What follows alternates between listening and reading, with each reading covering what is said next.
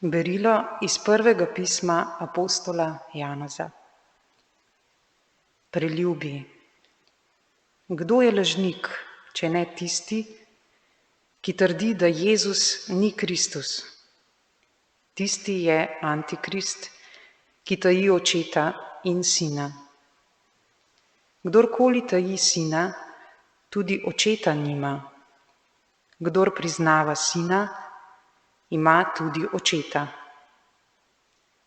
Kar ste vi slišali v začetku, naj v vas ostane. Če ostane v vas, kar ste slišali v začetku, boste ostali tudi vi v sinu in v očetu. To je obljuba, ki nam jo je sam obljubil, večno življenje. To sem vam zapisal glede onih, ki vas zapeljujejo. In vi, maziljenje, ki ste ga od njega prejeli, ostane v vas. In vam ni treba, da bi vas kdo učil. Marveč, kakor vas o vsem uči njegovo maziljenje, to je tudi resnično in ni laž. Kakor vas je poučilo, v njem ostanite. In zdaj, otročiči, ostanite v njem, da bomo, ko se prikaže, imeli zaupanje in ne bomo osramočeni pred njim ob njegovem prihodu. Božja beseda. Vsa zemlja bo videla Božjo zmago. Vsa zemlja bo videla Božjo zmago. Pojte Gospodu novo pesem, ker je storil čudovita dela. Zmago mu je pridobila njegova desnica, njegova sveta rama. Vsa zemlja bo videla Božjo zmago. Gospod je naznanil svojo zmago, v pričo narodov je razodel svojo pravičnost. Spomnil se je svoje dobrote in zvestobe v blagor Izraelove hiše. Vsa zemlja bo videla Božjo zmago. Vsa zemlja je videla zmago našega Boga. Radujte se v Gospodu vse dežele, veselite se s petjem in godbo. Vsa zemlja bo videla Božjo zmago. Aleluja, zasvetil nam je sveti dan, pridite narodi in molite Gospoda. Danes je prišla na svet velika luč. Aleluja.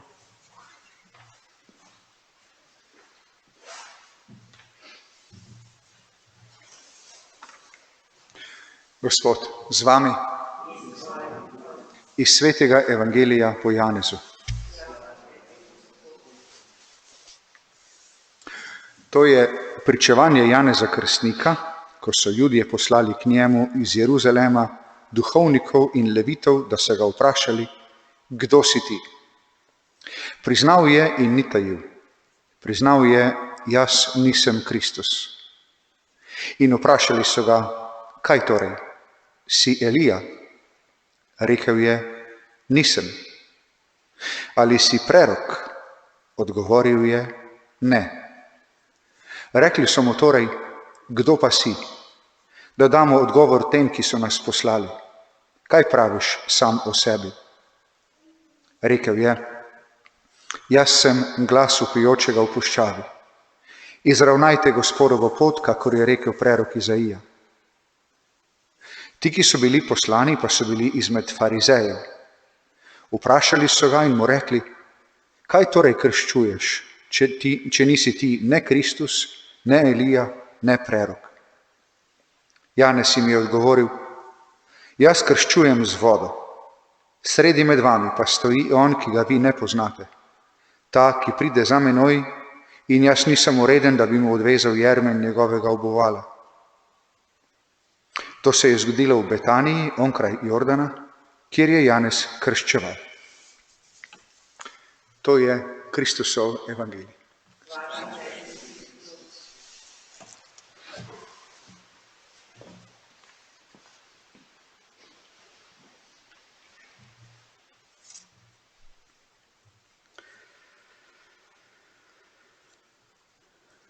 Pričevanje Janeza Krstnika. Tako začne evangelist današnji odlomek. To pričevanje iz današnjega evangelija lahko razumemo tudi kot pot vere. V Janezu vidimo zgled nekoga, ki je prepoznal besedo, ki je postala meso.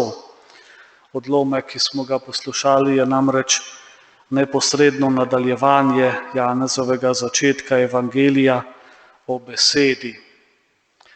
Krstnik je bil odprt za Božji dar in zmore narediti prehod želje k zaželjenemu, iz pričakovanja k pričakovanemu. Ves Izrael je pričakoval, Janez pa je bil tisti, ki je na pričakovanega pokazal.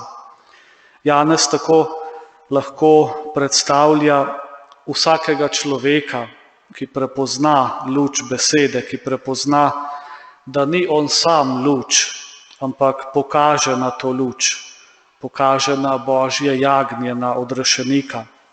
Obljuba in izpolnitev sta pri Janezu Krstniku združeni, kar sam tudi prepozna, zato ga tudi Jezus imenuje največjega izmed prerokov. Janez se ne ustavi pri iskanju, on je tisti, ki najde izpolnitev obljube.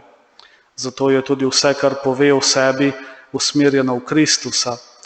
Potem, ko kar nekajkrat pove, kaj ni, nisem Kristus, nisem Elija, pove še, kaj je.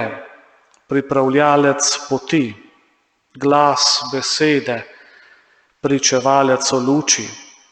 Tisti, ki prepozna Božjo navzočnost. To pa je tisto, kar je lahko tudi vsak od nas. Nismo mi luč, nobeden od nas ni Kristus, vsak od nas pa lahko po Janezovem zgledu prepozna Božjo navzočnost, njegovo delovanje. Vsak je lahko zanj tisti, ki pripravlja pot Kristusu.